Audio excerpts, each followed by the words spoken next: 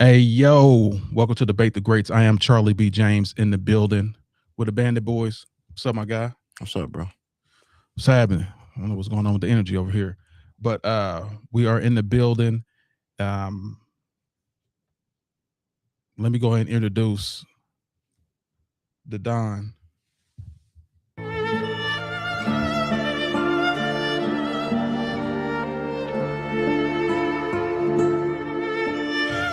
The Don is in the building. What's going on, my guy? Everything is going good. Fettuccine and spaghetti and Alfredo with you, my guy. All right, so let me introduce our guy. To the left, to the left. To the left, Jeff in the building. To the left, to the left. What's happening, my guy? What's going on, brother? And lastly, of course, our friend that's out of this world talent. The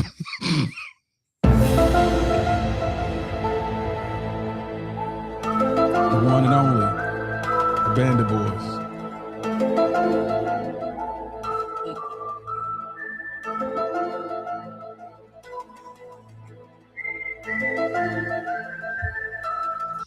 All right, what's up, my guy? What up, brother? I'm gonna start with you first. Like, how was the weekend? Weekend was good. Had a few mishaps, but we here. We ready to do it. We're not gonna get it. we gonna get into that. All right, so the Don.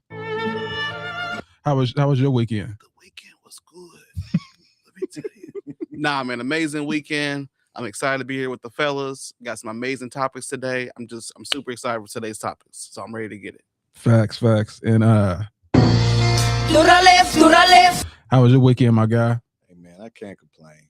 Same old, same old. Cigars and cognac on Friday, relaxed on Saturday, caught up on a little studying. Actually got recognized by somebody at the cigar bar, so shout out. That's what's up. Making the rounds. All right. Yes, my weekend was absolutely awesome. Thanks for asking, Bandit Boys. My weekend was amazing. That's my music. So yeah, had a nice little encounter, and had a really great, really great weekend. Really great and relaxing weekend. So let's get started with the first topic, y'all. That is the Cowboys versus the Chiefs. The Cowboys versus the Chiefs. Now, who do y'all think would win regarding the Cowboys versus the Chiefs? And I'm going to start with to the left first. What are your thoughts about this encounter this coming up year? Cowboys versus the Chiefs, man. If we're gonna go down to one game, I'm gonna go with the team who's been proven to win. Right? We've got the winning culture over there in Kansas City, the winning coach, winning QB. They've always been able to get it done, not only in the regular season but in the postseason as well. I think that the Cowboys have, done quite the opposite, meaning they'll be all right in the regular season. They just can't seem to get it done in the postseason. Last year, their defense was the worst in the league, allowed 31 points a game. I know they did some overhauls over the season. I'm sorry, outside of the season, but you need time for that to gel, things to work out. I think that offensively they're fine. They just can't stop anyone from scoring. Defensively, Kansas City Chiefs are a little bit better, but again, they're just known, they're proven, and we've seen them do it time and time again. I'm going with the Chiefs. Okay. Now, the Don, what are your thoughts? Yeah, this is an interesting one. I'm not going to go where everybody thinks I'm going to go. I'm going to say the Cowboys are great. And what I like about the Cowboys is the Cowboys sell hope. The Chiefs sell trophies. So I'm going with the Chiefs, baby. Dallas. He's beginning to believe. No, so I mean, Dallas has been selling us this dream for years and years and years. This is our year. Ride or die. This is our year. Cowboy fans, y'all are super loyal. And I respect it, and that's cool. But y'all ain't doing nothing again. Y'all done missed the last two playoffs.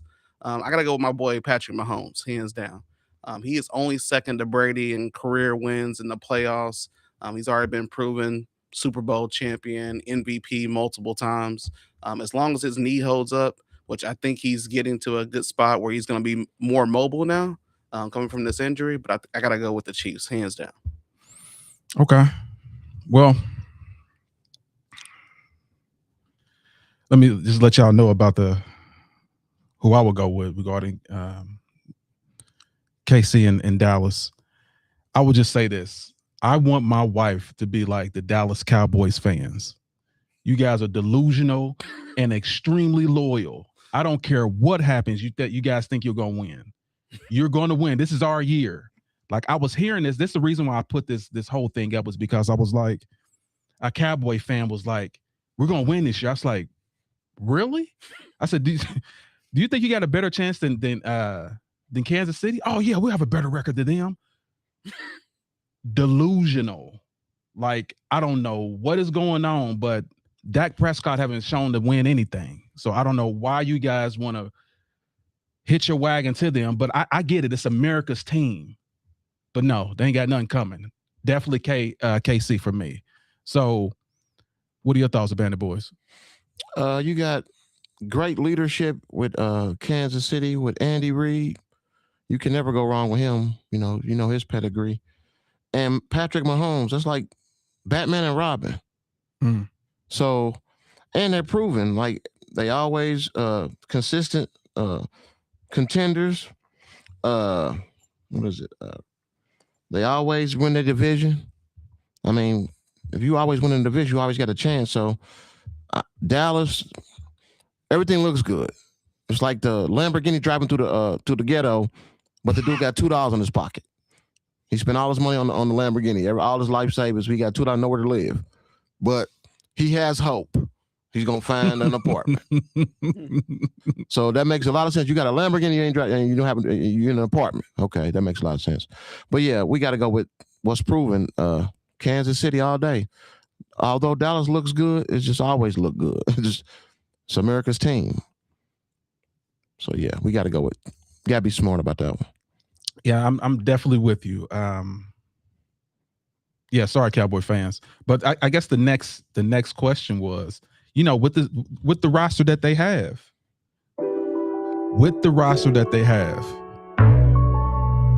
as y'all can see, Dak Prescott, and of course, they got Williams in there as the running back. How far do you think these guys are going to go? And I'm gonna start with you first, to the left. How far do you think this team could go? I think that they're in a stacked conference too. The NFC is stacked. If you look at over the last 5 years, who won titles, a lot of those guys have come from over there, right? So you got the Seahawks, the Eagles, the Rams, 49ers. You also got the Commanders, who made it to the NFC Championship game in 2024. Facts. So it's stacked over there. Hey, if the great, the apostle Dak Prescott can get them a win this year, I mean, if there are any fans that are due for a win, it's the Dallas Cowboy fans. But I don't see it. I don't see them getting too far. I believe that they'll make it into the postseason, but I don't see them making it to the big game. I don't even see them making it to the big game. Okay. All right. So what are your thoughts, Don? Yeah, when I think about the Cowboys and how far they're going to make it with the roster you just showed, it's every September. How about them Cowboys? Then it's every January. How about next year? Right? Like, it doesn't really matter who's on the roster. They got plenty of weapons offensively on this roster, and they should be doing something. But I'm not really sure what goes on in the locker room. I mean, obviously there's some defensive holes that need to be plugged, but offensively they got some hitters. They just got to come out and prove that they can do a little something and maybe make the playoffs this year. So, yeah, 7 wins, 8 wins, 8 wins. Let's go 8 wins. 8 wins? That's aggressive.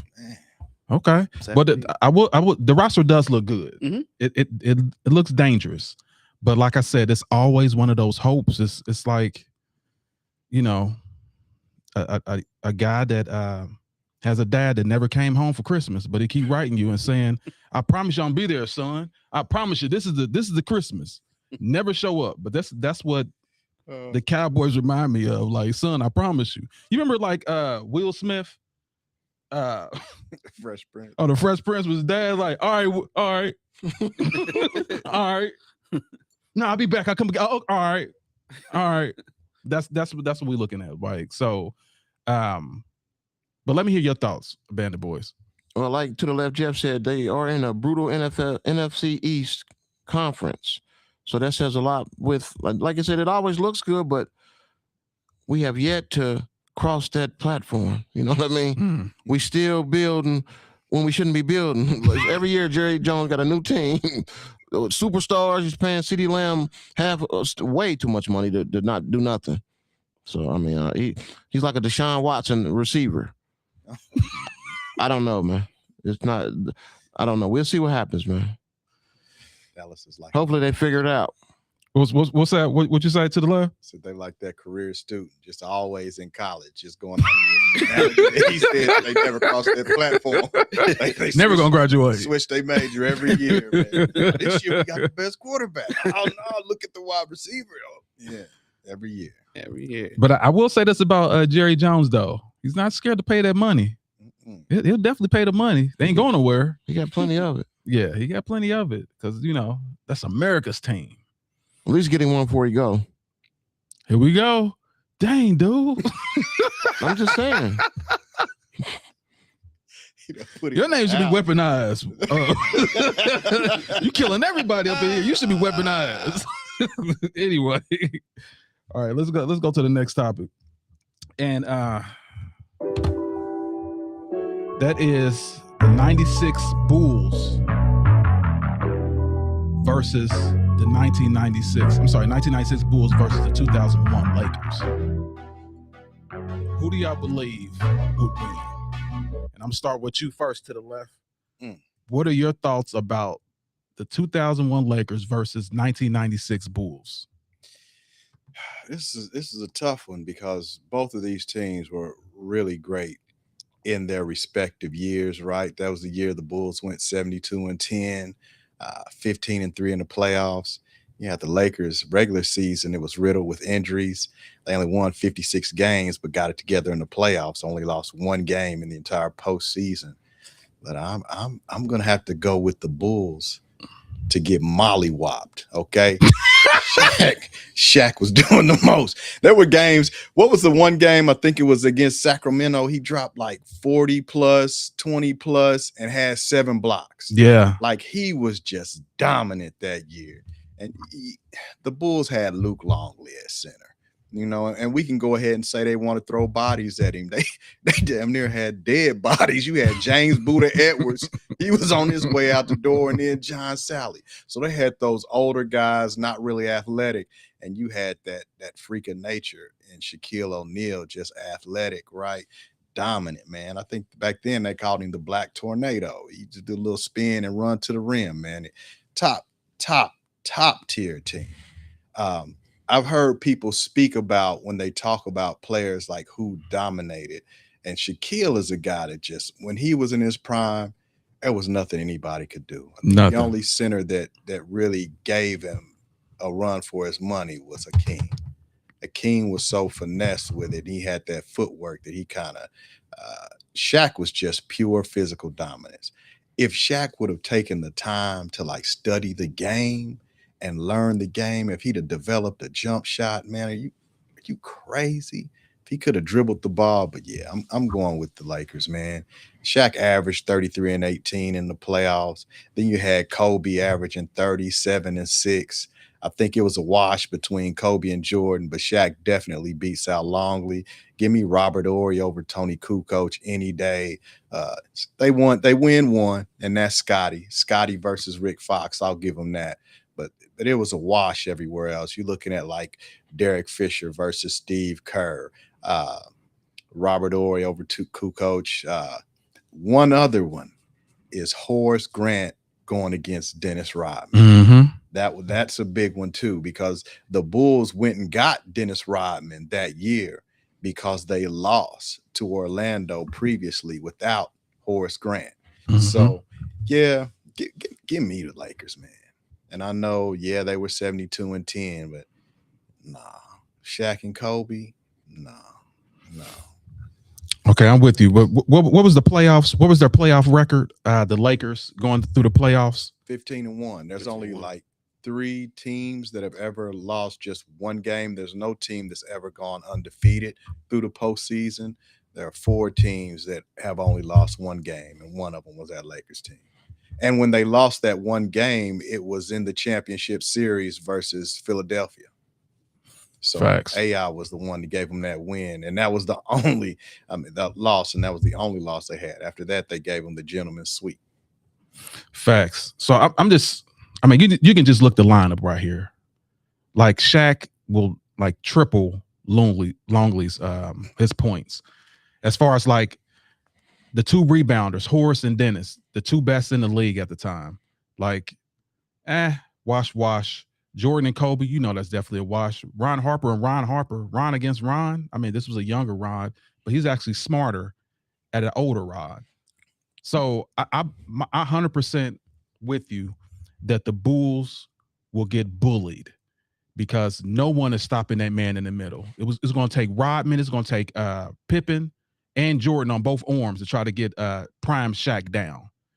This dude was an absolute monster. And Kobe at this time, this when Kobe matured, and he was like a young Jordan. Like, that's why I believe this team, and remember, both were coached by Phil Jackson. So Phil Jackson with the better talent is going to win. The Bulls at this time, they were the oldest team in the NBA at that time. So yeah, a young Shaq, a young Kobe, it's over. But what are your thoughts, Abandon Boys? Well, Kobe and Jordan, like you said, it's a wash. Shaquille, I know you ain't gonna do nothing, put him on the free throw line, then he's in trouble. Horace Grant wasn't doing nothing when he played for the Lakers. Rodman checked Shaq's too. You know that, right? He can check Shaq. They're not just gonna keep Longley on him the whole game. And just let's talk about that. Kobe and George. Kobe was mature, but he, like you said, like a less tier Jordan. Thank you. Less, you know what I mean? And what is it? Ron Harper versus Ron Harper, that evens itself out. But Scottie Pippen, Rick Fox, yeah. Who is Rick Fox? A model? This is the NBA. Rick Fox. This ain't Hollywood. Like, come on, man. But yeah, Bulls all day. And you act like Luke Longley was a bum. He was not a bum. Luke Longley was a big body to put on Shaq. Pause. But yeah, Shaq, you get him at the line, we have a problem. Hacker Shack, y'all forgot about the Hacker Shack.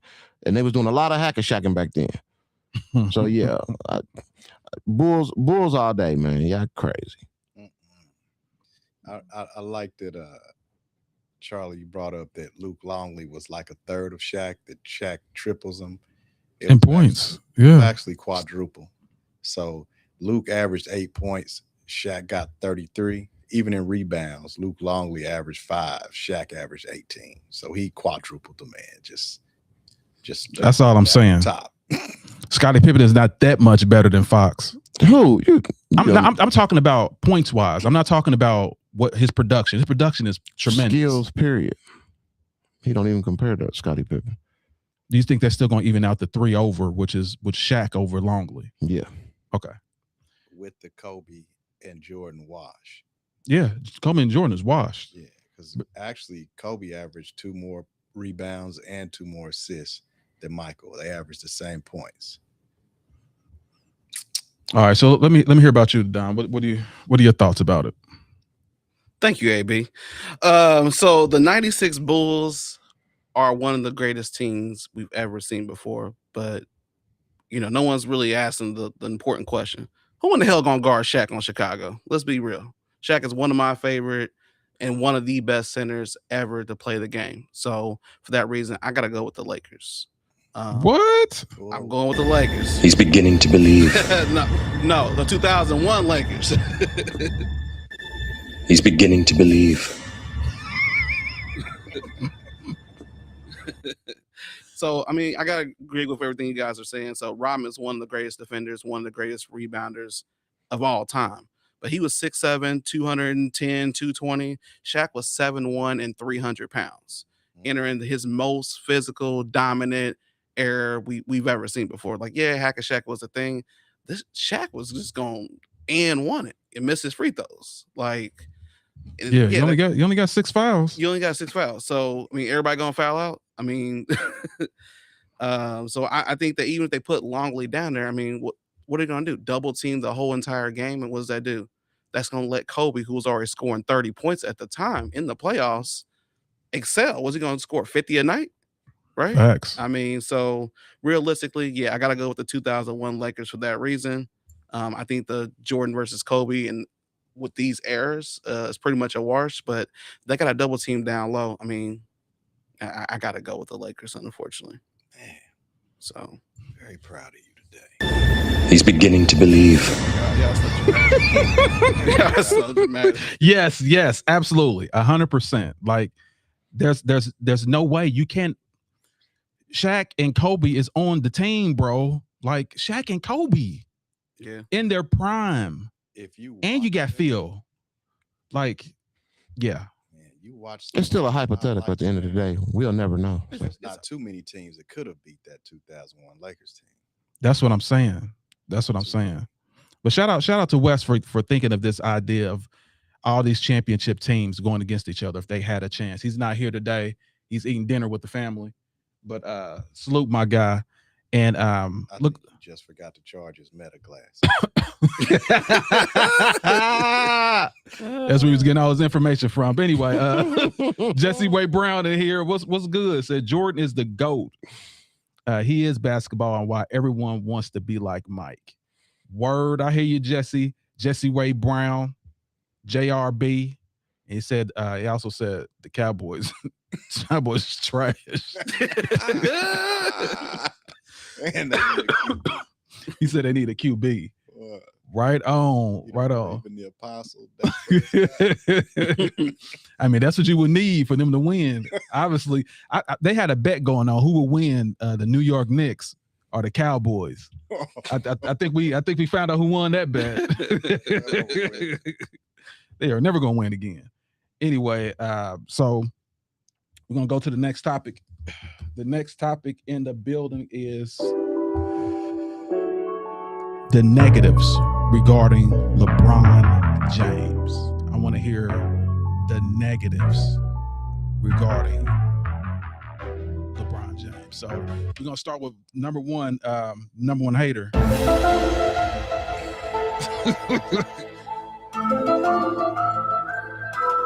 What are your thoughts, my guy? What are the negatives about LeBron Okay, let's James? get on it. LeBron James. Hold on for a second. I didn't finish what I was saying. You know that. Hold on. We'll start all over.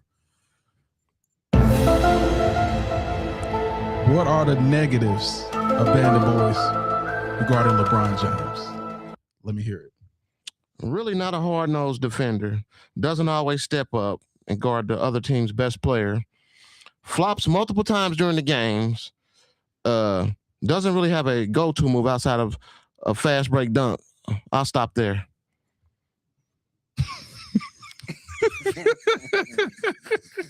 Hey, Okay. So That's why he's the GOAT. the reason why I say that's why he's a GOAT, I'm talking exactly about what you just said, because I'm just going to retort that right now, right this second. Everything that you said is why he's the GOAT. He don't need none of that. None of it. And he's still the best, the biggest, the strongest, the fastest. The guy that's the most durable. The guy that doesn't have a definitive move, yet you can't stop him. Yet he's leading in scoring. All time. That should say something right there. So that's the reason why. That's why he's the GOAT. More years. To me. So let me hear from you, the Don. Hater number 2. What are your thoughts about is LeBron James the GOAT and his negatives?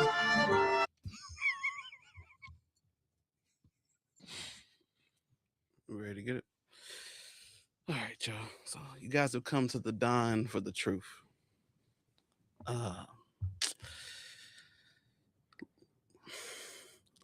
LeBron James fans love to point out like the longevity stats when they're counting points, but one thing that they don't do is they never look at the negative side, the truth.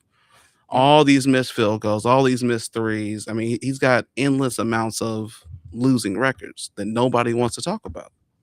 And is a glass half empty or half full? If you ask a LeBron James fan, it's overly full. It's spilling out the cup. I'm just trying to give y'all some realistic facts of what's going on here. So if you take, so he's got 50,000 combined points, evidence that he's played forever. So 18,000 plus brick shots are a part of the same longevity package, right?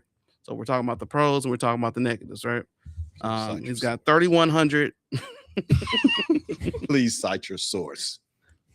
Sorry, my source. I'm looking at the facts right now. I'm reading straight for you. Okay, go ahead. LeBron James has 3,112 missed field goals in the playoffs alone. In the playoffs alone.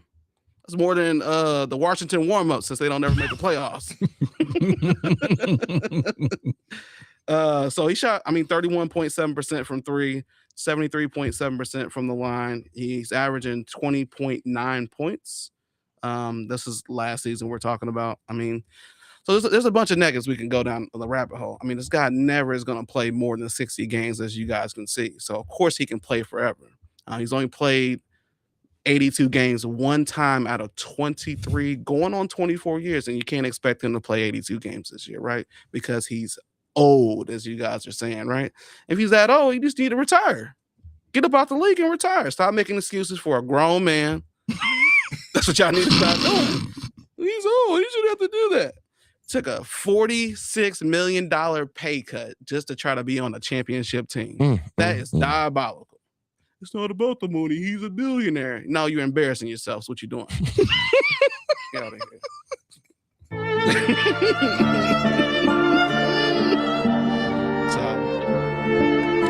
That's all I gotta say. So if you take the longevity stats and you put them all together, and you take the negative stats that go along with that, with the field goals, with the turnovers, with the air balls, what do you got? What do you got? For every positive stat you guys have, there's a negative stat to match it. So that's why he's not the GOAT. Let's be real. Okay. Yeah, that's definitely diabolical. That's what GA said. GA said diabolical. What you say, JH? Diabolical. Hear exactly what you're saying. So yeah. So JA said, Charlie, I thought we were focusing on the bad things about we weren't focusing on the good things about LeBron. So let me tell you about the bad thing about LeBron, because I wanted to talk about it myself.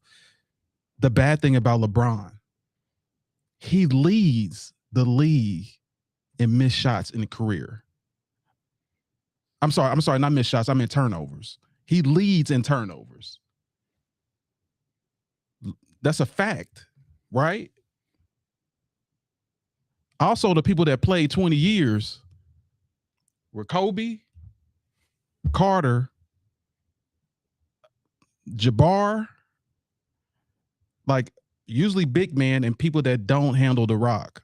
So he also played longer than them, and he played the people that were 20 years plus did not handle the rock like he did. So that's why he's leading in turnovers. He had the ball more than any of those guys. So I just want to point out something that's true, but give you a perspective why it is what it is. But anyway, I just wanted to talk about that. But to the left, what are your thoughts? Oh man, you could have left me out of this one, huh? I'm struggling here to find some negatives. I hear guys saying the missed shots, the turnovers, that's going to come with the game. It's the yin and the yang. I've scored the most. I may have missed the most shots along the way. I've got the fourth most assists. I may have had some turnovers along the way. If there was one negative I would have to say about LeBron, he's just too giving. He's too caring. Don said it. He took a $46 million pay cut. You know what I mean? Like, man, I'm trying to help you guys out here. He's just too giving. Look at what he did for Tristan Thompson and J.R. Ryder, getting those guys those good contracts. Like, he needs to be a bit more focused on himself. like Kobe and Michael, you know what I mean? Take all the money, kick your teammates to the curb, you know, send Shaq up out of LA. Don't help Scotty get any money, right? Take all the shots you can, smoke all the cigars you can, you know. Fast women. Yeah, come on, man. Staying out late, not taking care of your body. He's too giving. He's too giving. He's always worried about his teammates and the organizations that he plays for. And once he's leaving, too unselfish, you know. But there comes a point in relationships where you can only do so much for people, and all these people want championships, and he gives them those, and then it's time to go. He's like, you remember that show Highway to Heaven, where the angel would come in everybody's situation. He'd help them out, get them what they need, and he's gone. Man, it's too giving. I'm out here looking for his wings. I'm out here looking for his wings. Yeah. It's too giving. Yeah, you're definitely 100% right. And I just want to say this too. He should be like the other athletes that don't care about their wives and their, you know, cheat on his wife and don't care about his kids. And we talking about basketball? Listen, he just gets his kids to the NBA. He, you know, and leaves them hanging in LA. He's there. Another evidence of the man just continually giving. Yeah, he doesn't care about the. You want his kids on crack, and he should have made Bronny earn his way. Yeah, he what he should have done. He should have left his wife. He should have left his wife when he became a billionaire. Yep. And you know, his high school sweetheart, and you know, not start the foundation for kids and for schools. He should have just cared about shoes. And but you know, he's too giving, he's too caring for that. So I understand. I get it. I really get it. Yeah, I remember the movie Catch Me If You Can. LeBron had been in more states than cousins and countries, and he was on the run from everybody. let me explain something. Let me explain something though. Like, come on. And I have to say this since y'all talking about that. You talking about leaving and all that. The difference is, if you leave me and you give me the best present ever, leave. Okay. So I'm going to go down south. I'm going to win a championship for you. You need one, Miami? It's been like 5 or 6 years. I'm going to go to the Midwest. It's been 40-something years, Cleveland. I'm going to go ahead and win a championship for you. You want me to go ahead and go to L.A. where they haven't won the 8 or 9 years since Kobe retired? I'm going to win one for you. Now I'm going to come to the 76ers. It's been over 40-something years. I'm going to try to win one for you. And once I do that, I'm out. I come, I give you presents, and I leave. Why are y'all mad at Santa Claus? Santa Claus is diabolical. I give you gifts. I give you gifts, and you want me to stay. I gave it to you. Take it. I ain't even leaving out the cookies and milk. Yes, please. On, man. Mr. Hopscotch is what I'm gonna call him from now on. He ain't LeBron no more. Listen, if he give you some chips, some Doritos, it's time to go and let that man go. He done did everything he can for your whole organization. You're welcome. So when he fails this year, what y'all gonna say? Listen, if he fails, he fails. Okay, so get ready. Just like I said, the difference is with me and y'all, I'll say LeBron James leads in turnovers, which is a fact. I say, hey, Jordan cheated for that Defensive Player of the Year award. Y'all like, what's the proof? There's an article saying he cheated, and y'all like, nah, that didn't happen. That it's just an article, or that they cheated for him. Well, same thing. Same thing. Not the same. You know where he's going. No, that's not what he said. Hey, are we talking about facts or are we not talking about facts? Okay, so they cheated for him. Okay. They cheated for him. Yeah. See, that's the difference. That's players. That's different. That's the difference. That's the difference. You use the same argument about LeBron not allowing the younger players to develop because the league and other vendors and sponsors were doing so much for him. I never said that. I never said he was holding the younger players back. I said the media is holding the players back.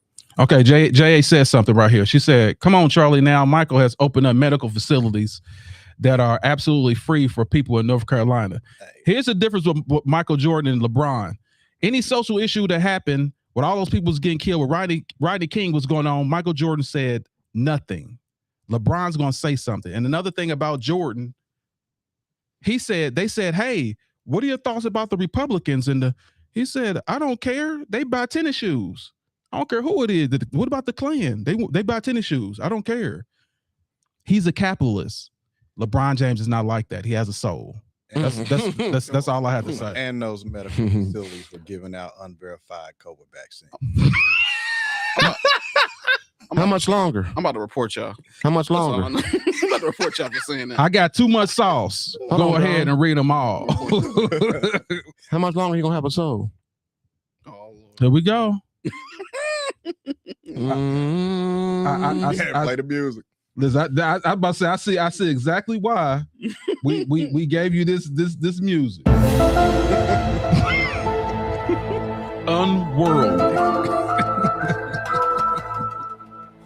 Hey, by the way, that chain is dope as heck. So LeBron James negatives. I think what we have proven is he has none. And anything you say that is negative can be retorted. This man is off the court. What you got to say? Something about his family? No, I just talk no, basketball. I'm saying I don't have to get personal. I just talk about basketball. I want to talk about you personally. This is rhetorical. Oh, this you looked at me. So I'm looking at the camera. Okay, I'm looking at you though. There's a camera right here. I do apologize. I'm talking to the camera. I do apologize. So let your breath over here. No, that's probably your upper lip. So you feel some breath, some heat. Yeah, it's hot Cheetos you ate this morning. So what I'm trying to say is it can be retorted, everything that's negative. You want to talk about his family? He's still with this woman that he was with and married his high school sweetheart. I'm talking about sports. I don't care about I'm talking to the camera. Do I need to mute you? You looking at me. Didn't I say I'm talking to the camera? Oh, come on. Listen, Jackie Gleason looking. So what I'm trying to say is we're gonna talk about on the court, all the records. Or you gonna say you'll say awards, pretty much all the awards, except the Defensive Player of the Year award that he was cheated out of. Robbed. The person that won wasn't even on the defensive team. Marc Gasol. It's ridiculous. So they did not want him to run the board. So, I mean, y'all can hate him all y'all want because his personality and all that, but I'm just saying, like, why y'all really hate me? I just want to know why y'all really hate me. Figure it out. Search your soul. Anyway, let's go to the next topic. And that is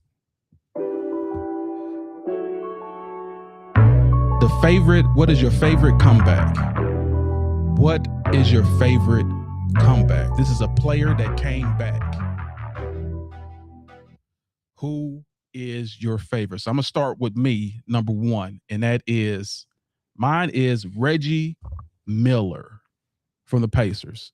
This was absolutely diabolical what happened here. So the team was down.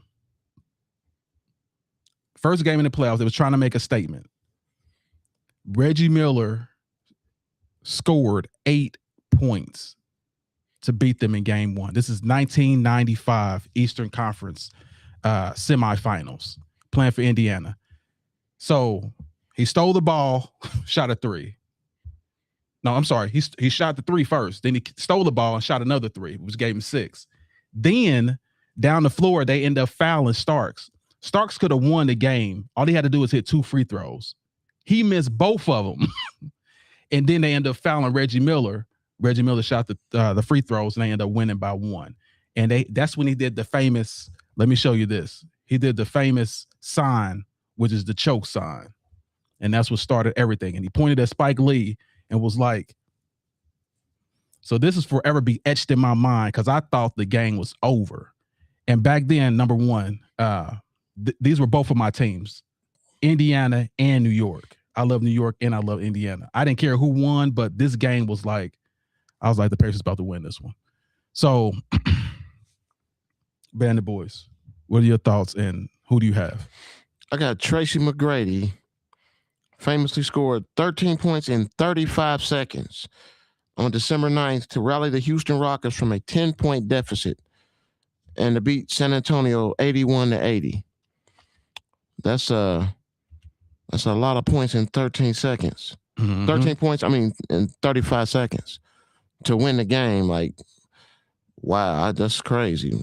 I didn't know Tracy McGrady was that guy. That makes him that one of them guys right there with that performance. So yeah, I think that was pretty awesome. So you said Tracy McGrady. 13 points in 35 seconds on December 9th to beat to rally Houston Rockets versus past San Antonio Spurs. Okay. So he had Tracy McGrady up. So he got him one. He got him a moment. Facts. All right. So I'm gonna go to you first. Go to you next, Don. Who do you have? I got the 1995 comeback buzzer beater by Michael Jeffrey Jordan. So not gonna say it's not a surprise, but the reason I chose this one was he had just came back from retirement. From being he went and played baseball, and he was gone for about 17 months or so, and came back. And in the first week, this was a huge statement of, "Hey, I'm back," in the Terminator voice. You know what I mean? So it was pretty huge, pretty exciting. So that's the reason I chose that one as one of the greatest comeback shots or comebacks. Michael Jeffrey Jordan. Gotcha. All right. So what about you to the left? Man, since we're doing single games and not series, because my all-time favorite comeback is LeBron coming back. Well, LeBron and the Cavaliers coming back from being down 3-1 against the State Warriors. But my favorite, so single game comeback has to be in 2017 when they played the Pacers in the first round, game 3. The Cavaliers were down by 26 in the first half. So in the third quarter, Tyronn Lue put Kyrie and Kevin Love on the bench. LeBron was out there with the bench players, brought the team back. He dropped 13 of his 41 points in the third quarter. They erased that 25-point deficit in the third quarter. In that game, he actually scored and assisted on 73 of the team's 119 points. So, and on top of that, I was in the house. So I was there with the missus. We were in the club seats at that time, back when they had that Krager Vault over there. It's good eating, good food, good times, and just in there watching that game, man. The first half, they were smoking them. And I just remember looking up in the corner. There was one other LeBron fan there, man. The third quarter, we just looked at each other. We saw it coming, man. Good game.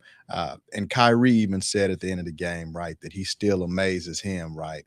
The question is, can he ever amaze you guys, meaning the media, right? So, yeah, definitely. I mean, there are plenty of other comebacks from LeBron, like the shot in Toronto in the playoffs where he came down, dribbled, did the one-hand shot off the backboard. So many, but yeah, that's my favorite. So many, that's my favorite. And then the Reggie Miller one, I hated that because I was the biggest Knicks fan. Hated the Reggie Miller one. Yeah, I was conflicted too, bro, because I was definitely a Knicks fan too. I was hurt.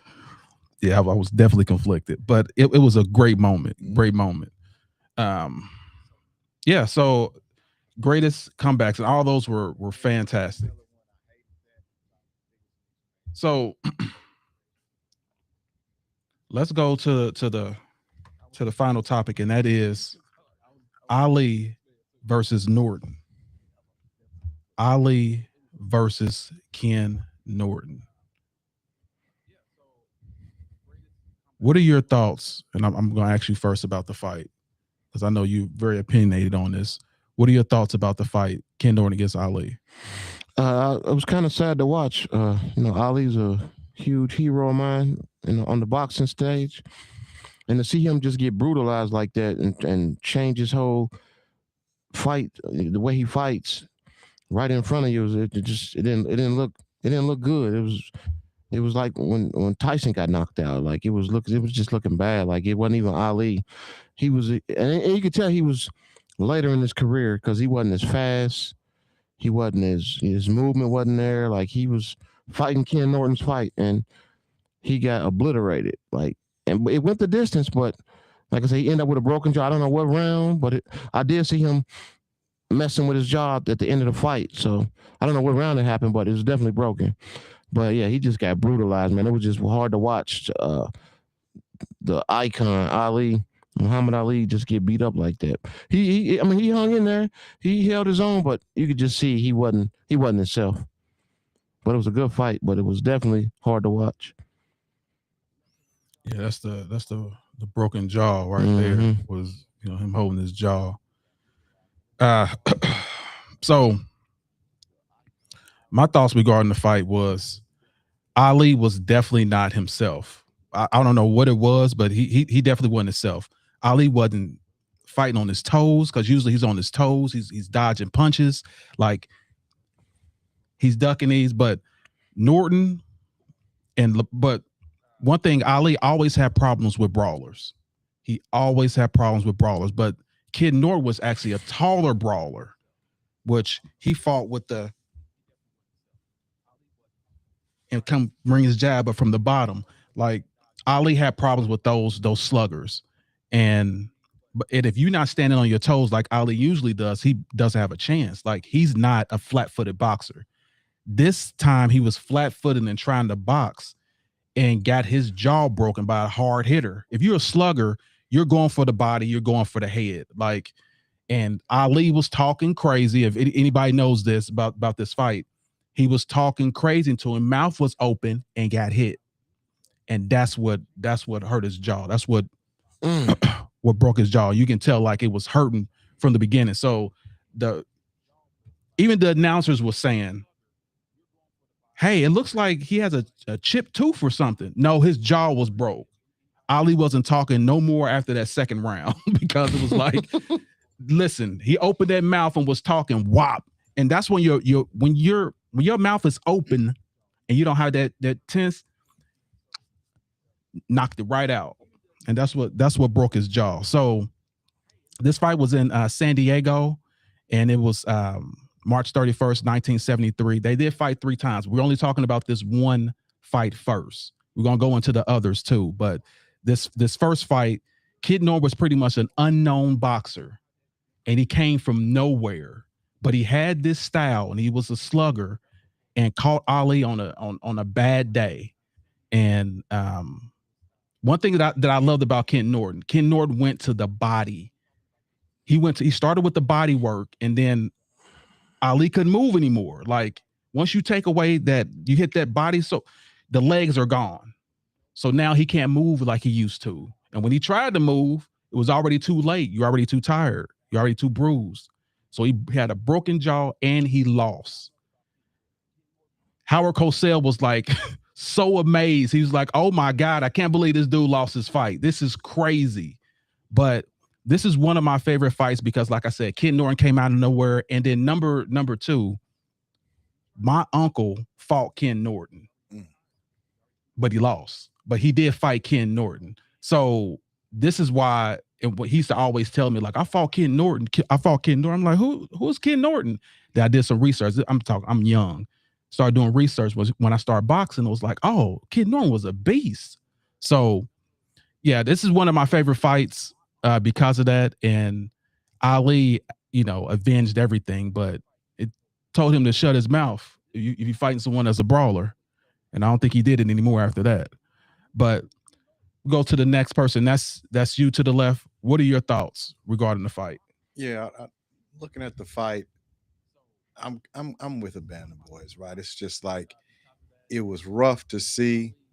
I mean, even from the jump, Ali just was not fighting as he should. I think he started out wanting to go toe to toe, and after he knocked him in that jaw and rocked him, broke that jaw. They say, Ali says it happened in the second round. It definitely happened in the second. The other team says it happened more around the 12th round, but seeing that the second round would make more sense, because once he cracked him, man, he didn't have any more spice. He didn't do any dancing. I think maybe like the 3rd round, and then later on in like the 10th and 11th, he tried to dance, and I feel like that was just him trying to up the score, make the fight a little more weighted his way. But through the entire fight, I think that Ken Norton just I did not know his jab was that nice. He had a nice jab and he was popping Ali with it. Like you said, it was coming from low. Like I don't know if Mhm. the way he had his arms crossed, but he was popping him with it, man. Just I think that in that fight, they were both really trying to figure out the spacing. They were really toe to toe, but man, I mean, Ken Norton was piecing him up like he was sponsored by Popeyes, man. Ali was just out there looking for his biscuit, right? One thing I did like I want to say is that Ali missed out on his prime, like that 25 to 28 years old time span, because of the whole draft situation and him not wanting to go, and they banned him, blackballed him for 3 years. So he missed out on that time. Vacated his title too. Yeah. So when he faced Ken Norton, he was 41-1, right? That one loss was to Frazier. Now, here's something a lot of people may not know is that Norton was a sparring partner of Frazier's. So I don't know if possibly he dropped a few gems on him, told him to watch for this, watch for the hook, blah, blah. But yeah, it was a tough watch. It definitely wasn't the same Ali that we're used to. When he started to dance in the third, I'm like, okay, he's gonna, he's going back to his style of fighting, possibly gonna turn the tide, but he just didn't do it for long enough. I think that Ali's jab and just his fighting period is more effective when he's moving like that, because it just looks different than his steps, the way his feet are moving. You can see it kind of had Norton, he couldn't really gauge the distance at that point. But again, after that jaw was broken, man, I wouldn't want to dance around with a broken jaw either. My hat's off to him for even finishing the fight. Yeah. 12 rounds with a broken jaw. Ali said of Norton that that's the toughest man he ever fought. So he took another loss from him. And like you said, Ali did avenge it on those next 2 fights. And some of those were even looked or frowned upon by certain people, saying that Ali may not have won that third fight as well. But all in all, it was a good fight. It was something different for Ali, seeing him lose and just being, I don't want to say outclassed, but Ken Norton was definitely boxing on par with Muhammad Ali that night. Yeah, a tall brawler. That's who he was. And the reason why he started, like I said, started getting on his toes in the third round is because his jaw was broke. He was trying to get away from him. Mhm. He had to get away from him as fast as possible. So, yeah, yeah, I think that fight was, like I said, it was awesome. What are your thoughts, Dadon? Yeah, so very interesting, very good pick on this because I had not watched this fight at all. Usually when people talk about Ali, they're kind of talking about Frazier, they're talking about Foreman. So this was just a really good watch. It was a hard watch. It was a good watch. But to speak to before I start talking about Ken Norton, I want to kind of talk about Ali. So like, how strong mentally and physically do you have to be to get your jaw broken in the second round? This guy still makes you come out and fight 12 rounds. That's just a different kind of beast, different kind of animal, and that's why I call him the GOAT of boxing, in my opinion. So I will say this. So it looks like Ken Norton kind of came out. He had some confidence with him, but he didn't really fight Ali how Ali likes people to fight him. He was really aggressive. He played the spacing game well. Counter punching was good. Just had confidence. And I mean, Ken Norton was a 5-1 underdog here. So yeah, a lot of my Italian brethren, we lost a lot of money that day. But yeah, it was a great fight. It's a great pick. Yeah, that's pretty much all I got to say about that. So good fight. Yeah, I do want to say this, and you mentioned this to the left that Frazier was a sparring partner for Frazier, which I know Frazier gave some tips and tools, but I will say this too, he was literally, I think it was probably a setup because he was calling the fight too with Cosell and them. Like he was he was there talking about the fight, and he was propping Ken Norton up way before Ken Norton would start winning. So yeah, he go to the body, keep your hands down, because he got this style where he can just bring his hand up from here. And if you're boxing someone, you don't ever really look down. You look at the person's shoulders and their eyes. So he's bringing the jab because he covers his body up from here, and he brings it up top to your face. So that's how he was catching Ali every time. So yeah, this is a very, very, very skilled and interesting fight. So let's get the final thoughts. And I'm going to start with you first, Bandit Boys. What are your final thoughts regarding the Cowboys and the Chiefs? The Chiefs they're gonna prevail. I think they may win it this year. I'm gonna throw that out there. I think the Chiefs may be in the Super Bowl this year. Cowboys, America's team is just a dream. They ain't going nowhere. They're gonna be right where they at. They're not gonna make the playoffs, and we'll be talking about them next year. What we gonna do next year? So yeah, but I think Kansas City's gonna win it this year. Put my pick in right now. Taking all bets. All right, the 1996 Bulls and Lakers. Come on, man. Y'all gotta stop disrespecting the Bulls, man. Like the 96 Bulls, man. Just stop the disrespect. It is what it is. Shaq and them wouldn't have had a chance. I don't care about nothing what y'all talking about with the Mr. Domination, which he was dominant, but my centers, Luke Longley and the boys they gonna handle business. Dickie Simpkins, they gonna throw enough bodies and we gonna get the win all day. You was scared, huh? Don't be scared. Don't be scared. Okay. So what are the negatives about LeBron James? Talking to me? Yeah. He's not him. Like my problem with LeBron James is the self proclaimed to be the GOAT. That's the biggest problem I have with him, man. I've never seen an athlete do that. Say, I'm the GOAT, and you got all your peers before you. Just very disrespectful, man. And that's the problem I have with LeBron and his career. So what do you think about your favorite boxer that says he was the GOAT? Boxing and basketball is two different sports. Oh, okay, gotcha. Yeah, two different sports. All right. So favorite comeback. Favorite comeback, Tracy McGrady. 13 points in 33 seconds to beat San Antonio, to bring San Antonio. They lost from Houston, the Houston Rockets. All right. Ali, Ken Norton. Shout out to Ken Norton, man. Being the unknown to beat Ali, which it really wasn't the Ali of old, but you still beat him. So he always had it under his belt. And you beat an icon, you beat a legend. So who wouldn't want to say they ever beat a legend? Because in Ken Norton's eyes, he don't care what he came to fight. I won the fight, so he's not looking at this.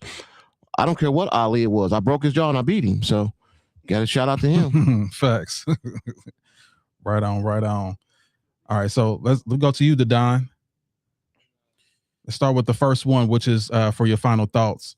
The Cowboys versus the Chiefs. Yeah, Cowgirls, no go. Messed up. Yeah, every year is y'all year, and then every January is let's talk about next year. Let's talk about the plan for next year. So the Chiefs, I don't think, in this matchup, I definitely got the Chiefs in this matchup. I don't fully agree with Bandit Boys, these guys going back to the ship. I think it's going to be a shaky year for Patrick Mahomes, just coming back from that injury, and his mobility is going to be the biggest concern this year for that team. So he's mobile, he's good to go. Team's going to be good to go. Nice. I went with the 2001 Lakers here. I know. Stop the pressure. He's beginning to believe. I know. But yeah, for the same reason I mentioned earlier. So essentially, just the matchup. Shaq is way more dominant than Rodman. I think, like I said, this is two completely different eras. It's just a hypothetical. But I think this Shaq just dominates. I watched what Shaq did in 2001, and what he did after that. Nobody was shutting this guy down. He's one of the best centers I've ever seen in the league, and my GOAT at the center position. So, yeah. Facts.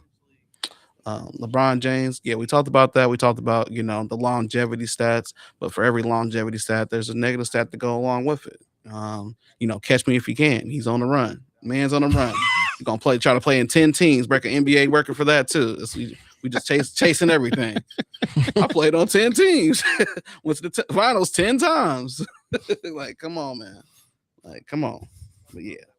But self value. I know a lot of people were talking about, he's selfless, and come on, man. We keep making excuses for a grown man, and that's just diabolical. Let's call it what it is. Okay. Favorite comeback. Yeah, I went with MJ here coming out of retirement. It was an explosive week. There was a lot of eyes on him, a lot of televised games on can he come back after being gone 17 months. He showed up, showed out with a buzzer beater. Later that week, he dropped 55 in Madison Square Garden. So just let you know that the GOAT was back. All right. Ali and Ken Norton. Very hard watch, very good pick. I'm glad I got an opportunity to actually watch the fight all the way through. Ken Norton, the the man from nowhere. No one knew who he was, but you knew who he was after this fight. Showed up, showed out. Yeah, amazing fight. So yeah, that's my thoughts. Nice. All right, it's your turn. To the left, what are your final thoughts? Start with the Cowboys and Chiefs first. Chiefs all day. Cowboys, false prophets. You know what I mean? They, like you said, every year they're saying this is the year, this is the year. I'm going with the 2001 Lakers here. Shaq was just dominant. Basically had Jordan on the team and Kobe. Kobe averaged the same amount of points, actually averaged more rebounds and assists that year. I know that the team's record was only 56-26 in the regular season compared to the Bulls 72-10, but you also have to count in that you had a lot of injuries. Like Shaq missed about 9 games, Kobe missed 8. Derek Fisher actually missed the first 62 games, so there's a watch there. But definitely, Shaq was just a beast. There was nothing that Luke Longley and committee, even with Rodman, they couldn't have done a thing. I understand the hack of Shaq, but I'm sure all the teams before tried to hack a Shaq on his way to a championship that year. None of them even won a game in the postseason. So, yeah, I'm going with the Lakers. Negatives, LeBron. Man, he's too selfless, too giving. You know, the man has done too much for these people, and they take him for granted. Selfless. Favorite comeback? Favorite comeback. It's a game I went to in Indiana. That was LeBron coming back from being 26 down against the Pacers. Did it in one quarter with his 2 second and third options on the bench, being Kyrie Irving and Kevin Love on the bench while he did it. Great game, 41 points. Also scored and assisted on 73 of the team's 119 points. It's just still giving. The gift that keeps on giving. All right, and Ali and Ken Norton. Ali and Ken Norton, good fight. I watched it, but Sean said something that actually made me think. You called him the man from nowhere. I know that Cosell and those guys during the commentating on the fight were like, do you think he may have, underrated this guy, or he didn't give his all in this fight? So that brings another side to it too. Was it that, I know Cosell mentioned that Ali was at a party with him the night before. Sure did. So did he, overplay his hand and probably didn't prepare the way he should have, because he was not moving, was not dancing, right? In my mind, when I watched the fight, I'm like, oh, maybe he's just trying to go a different route here. He wants to go toe-to-toe and show that he could throw hands as well. But that's a good point. Ken Norton came from nowhere. He probably didn't take him seriously, but he got that jaw broke. So, yeah, it was definitely a good fight. Ali was not on his game that night. Was not on his game. Facts. Okay, it's time for my take. The final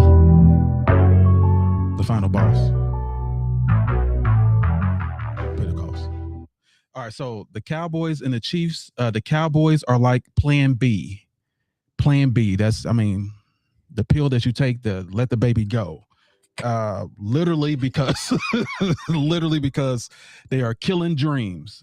They haven't won since my baby, which is almost 30 years old, for a championship. I'm just saying, like, they're killing dreams. That's who they are. They are the Cowboys, which the Don said the Cowgirls. 1996 Bulls against the Lakers. There is no way in God's green earth that team is going to beat a prime Shaq. Kobe is going to cancel out. Rodman is going to cancel out. And when you have Scottie Pippen against Fox, you may have a point there. But then you got 19 points going against Longley and Shaq. There's no way they're going to stop Shaq. No way possible in his prime. I haven't seen a man do it yet. So, and they had no center. That was the Chicago Bulls, and they were the oldest team. So, no, they didn't have a prayer that they would stop Shaq. So, regarding LeBron James negatives, I'm with you 100% to the left. The guy's too generous. The guy is the Santa Claus of the league. The gift that keeps on giving. He'll come to your team and give you presents. Here, take a chip. Here, take it. He is Frito-Lay's. Literally, he's handing out chips to the poor and unfortunate teams. This dude is an absolute monster. We've never seen a guy that's 6'9", 260-something pounds, holding the ball, can pass, that's like Magic, that's like Jordan, that's athletic. We've never seen this ever. So, no. The negatives is that his career points, you may say he has these turnovers. Yes, he led in turnovers. Why did he lead in turnovers? He's the only one over 20 years that had the ball in his hand. He's the only one that played over 20 years that led in assists. That's why. So, yeah, those are the negatives. Did you say he's still with his high school sweetheart? He's taking care of his family? Yeah, that's negative. I call that negative. Okay, because he's not like the rest of the basketball players that get divorced. Anyway, my favorite comeback, that is Reggie Miller.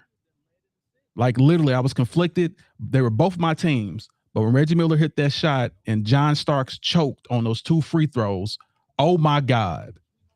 So, yeah, that's where the famous choke sign came from. Then Halliburton, almost 30 years later, did the same thing. So, yes, that was my favorite comeback. And Ali versus Norton, Ali learned to keep his mouth shut, and I think he kept his mouth shut from there on out. He was talking cash stuff, and WAP caught him.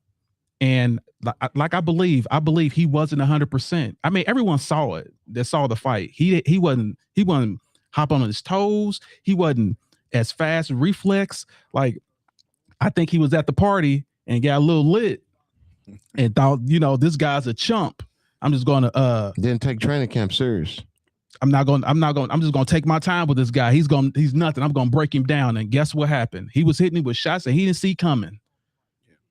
And Ali got embarrassed because in boxing, you don't take this thing seriously, you're going to get hurt.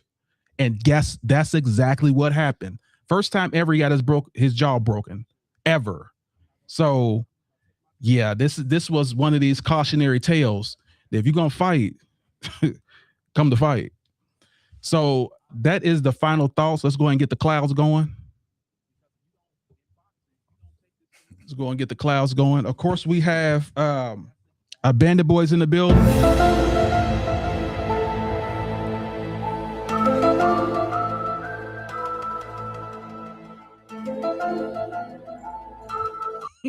And of course, then we have the Don in the building. If you've ever been disappointed, he's not the man that disappoints. He'll kill you and your family. Never sad with anyone but the family. Anyway, and then we got To the left, to the left, to the left. You know what I'm saying? to the left, to the left. Yeah, lady singing for him. You know what I'm saying? That's that is to the left. Y'all hear his voice? You got to be kidding me. So anyway, this is the full team, y'all, and we appreciate everybody. We're down at 11,000 subscribers. We're at almost 7,000 as far as like Instagram. We're growing like crazy, and thank you guys for letting a friend know what we do. So I'm gonna leave you with what I always leave you with. That's win today. No matter what obstacle come your way, set goals and achieve it. For the haters that want to hate on you, make sure you give them something to hate on. And we are out. And remember, Always keep God first. And we out, y'all. Salute. See you next week at 5. Holla.